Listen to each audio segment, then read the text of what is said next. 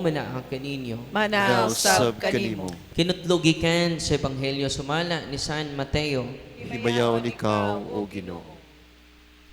Sa pagkadungog ni Jesus nga gibilanggo si Juan.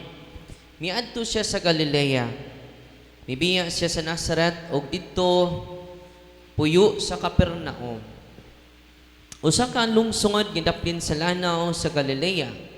Sa kayutaan sa Zabulon o Naphtali. Sa ingon natuman ang gisulti ni Propeta Isaias. Yuta sa Zabulon o yuta sa Naphtali. Agianan padulong sa dagat tabuk sa Jordan. Galilea sa mga dili Hodeo. Ang mga tao nga nagpuyo sa kangitngit nakakitag dakong kahayag. Kanila nga nagpuyo sa mga ngitngit ngayuta sa kamatayon, mudanag ang kahayag. Sukad ni adto sa Jesus nagwali nga nagingon, hinursuli ang inyong mga sala. Kay hapit na maghari ang Dios. Ang ebanghelyo sa Ginoo. Daygon ikaw, Kristo. Please be seated. Magandang tanghali, bayan. So ngayon, yung sharing ko sa gospel, ipopost ko na lang. Pero doon ako ang unang misa ko sa monasteryo. So nandun na po yung homily ko patungkol sa gospel natin ngayon. Pero ngayon, isi-share ko po sa inyo yung experience ko kahapon. Sa isang lalaki, 28 years old, taga Sugbo, merong laging sumusunod sa kanya. Isang madre na itim. Panay sunod. Kahit nagtatrabaho siya, kahit sa araw, kahit siya sa pupunta, nandyan itong madring ito. Grabe na po ning madrihan eh. Sunod man. Madre. Laging sumusunod sa kanya. Siya lang ang makakita.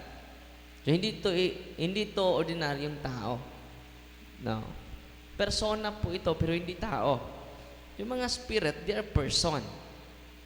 Unclean, yung demonyo, they are person. Angel, they are person but not human. Tayo, person tayo at tao din. Human person. Sila ay spiritual person. Ito po yung mga masamang espiritu. At ngayon, pinaprocess natin siya. Yung madre ay nag-transform. Yung buhok niya, ang taas ng buhok niya, yun lang ang magpakita. Pero hindi na katulad dati.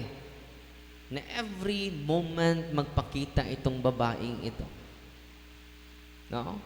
Hindi na lagi.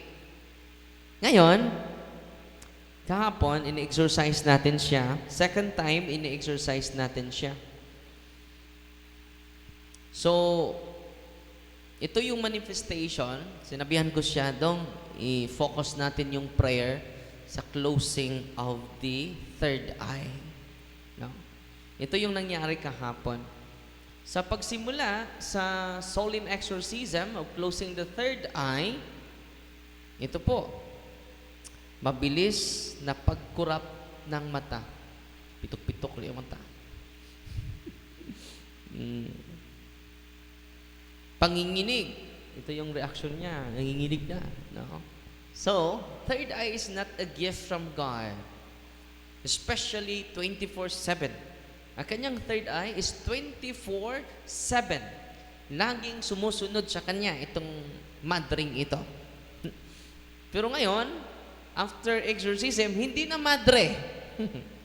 Yung buhok niya ang pinakita. Hindi makikita yung mukha. So, pagkahilo, and then pagninigas ng katawan, at yung prayer, grabe yung pananakit sa kanyang katawan. Makita mo tayo yung struggle niya. The power of the prayer of the church. Wow! Bigyan natin papuri ang ating simbahan. No? Kapag inilagay ang banal, yung krusifeho, sa kanyang harapan, Hindi makatingin sa cross. I-close niya yung kanyang mata. Nakaramdam ng grabing sakit sa buong katawan. Ito yung kanyang naramdaman. Kapag pinatutunog yung bell, malit na bell, ting, ting, ting, ting, hindi niya normal na normal, before exorcism, normal na normal. Conscious na conscious, very responsive. No? Pero yung mga demonyo ay hindi makatago. So sumigaw, labis na galit. Makita mo yung labis na galit sa kanyang mukha. Pero nanghihina. At tila binabanatan ng puwersa. May nagdisturbo sa kanya. So nung nag-pray kami sa mga guardian angel, nanginginig, nagiging marahas, wild siya. So, tinatalayan na namin yung kanyang paa, wild na wild. No? At may nakahawak na sa kanyang dalawang kamay.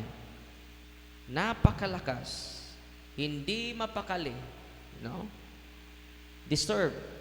During prayer po ito. Sa paglagay ng holy and exorcise oil sa ulo niya, dahil i-close natin yung chakra points, 30 chakra points niya. Nakaramdam ng sakit, ayaw pahiran ng banal na langis. So, may nag-react na, no? Nawala ng malay. At ganoon din, may third eye din yun. Third eye is not a gift from God. It is a curse from demon. Ano? Third eye is not a gift. It is a curse from demon. Yun, mawala lang bigla ng malay. No? Kailan mawala ng malay? During misa. Natutulog na pala ako. Hindi kasali yung natutulog. No? Pero yung madre, merong madre, may madre, na every time magmisa, makatulog. Akong sasabihin sa kanyang katabi, huwag kang matulog. Hindi naman ako natulog. Hindi niya alam na natutulog siya. Hinaharas na pala. So, hindi lahat ng nakatulog hinaharas. Napupuyat lang yan ng iba. Napupuyat ng iba. Hindi nakatulog ng maaga. No? Sa panalangin ng pagputol sa masamang ugnayan, unholy soul ties, yung unholy soul ties, links, and bandages. Pag-pray, may specific prayer sa exorcism, no? Diyan, grabe yung galit niya dahil maputol po yun eh. Dahan-dahan maputol, hindi automatic, hindi magic. Kailangan pa ng cooperation galing sa hinaharas ng demonyo. Sa prayer, laban sa occult third ay nakaramdam na matinding sakit. Yung siya na ang mag-recite. Sige, bro, recite after me the closing of the third eye. Nakaramdam na matinding sakit. Nagiging agresibo. Kaya nga, tinalian namin. No? Nakatikom at naninigas. Nakatikom at naninigas ang mga kamao. Parang suntukin na ako. Ganun. Habang ipinagdasal ang closing the third eye na panalangin. Nakabigkas ng panalangin, ngunit napakalakas ng boses. O most example, yung pag-pray, O most Immaculate Heart of Mary, O most Immaculate Heart of Mary. Galit. Biglang tumayo at gumagalaw. Hirap ipatuloy ang pagbigkas. Just imagine, ang liit lang ng i-recite mo yun, ang pasyente mismo ang mag-recite, closing the occult third eye, yung prayer ni Mama Mary, consecration sa mahal na Birhen. Labis na nalugmok sa upuan. No? Matinding galit, panginginig, agresibong kilos, gumagawa ng hindi malinaw na pananalita. Sobrang marahas, halos mahulog sa upuan. Nagsasalita na siya, hindi namin alam. Ano yung sinasabi niya? Meron siyang sinasabi na hindi namin maintindihan. No? At sa awa ng Diyos, ngayon, bago ako magsimula ngayon, tinanong ko siya, kumusta ka na? Father, may improvement. Nung dati, every moment, magpakita siya sa akin. Pero ngayon, seldom na lang. Kagabi nagpakita siya, hindi na madre. Produkto siguro itong danan. No? Nakita niyo yung danan? No. So, kita ninyo mga kapatid, sinamahan pa namin siya, second time pa natin siya in-exercise. Ito yung pangalawang beses. Nung una ay laging magpakita. Hindi po ito madali. So, ngayong araw na ito, binibigyan natin siya ng process of disappropriation. So, yung process of disappropriation, hindi po din madali dahil marami siyang galit. At nung tinanong ko siya, meron ba siyang albularyo na ancestor? Meron! Yung lola niya, albularyo pala. No? At itong harassment niya, mga kapatid, hindi ito maintindihan natin. Dahil preternatural occurrence po ito, hindi tayo makarelate. So, kalimitan mga pari, kapag pupunta sa pari yan, kuan na ka, kabuhi ra ka doy. Basig na mo'y kaliwat, ana doy. No? Totoo, hindi. Oh, napasmo ra ka doy. No? Kung napasmo siya, psychological lang yon, hindi yun mag-react sa prayer ng simbahan. Kung natural lang yon, psychological lang yon, or physiological illness lang yon, hindi yun mag-react sa ordinary na prayer ng simbahan. No? Hindi namin yun tatalian. Di ba? So, Satan is real. At ngayon may improvement na po sa kanyang observation. So, sinasamahan natin siya ngayon. No? Sabi niya, Father, seldom, nung una, oftentimes, magpakita yung, at hindi lang madre na itim ang magpakita sa akin, Father, may ahas pa. At sa awa ng Diyos, ngayon daw, hindi na siya nakakita ng ahas. Wati na lang, wati. No? Nanggunam sila dito. No? Wati na lang. Guna sila dito ba dong? Wala ko kitag ahas, Father. Wati na lang. So, bintahan na dong, kaya di na ahas. No? Wati. No? So, anito ni Father Gabriel Amart, seasoned exorcist, sabi niya, the devil makes noise to distract. Silence and obedience weaken him more than shouting. So dito mga kapatid, ang gusto na ni Father Amart ay ma-process ang pasyente. Hindi yan sa pamagitan ng sigaw. Layas na! Hindi ka mo layas, magon ta karon. No? Yung tatay, Father, paano ito palayasin? Pinagalitan niyo ako ni Bonyo, Father. Hindi ka mo layason, sumagon ta karon.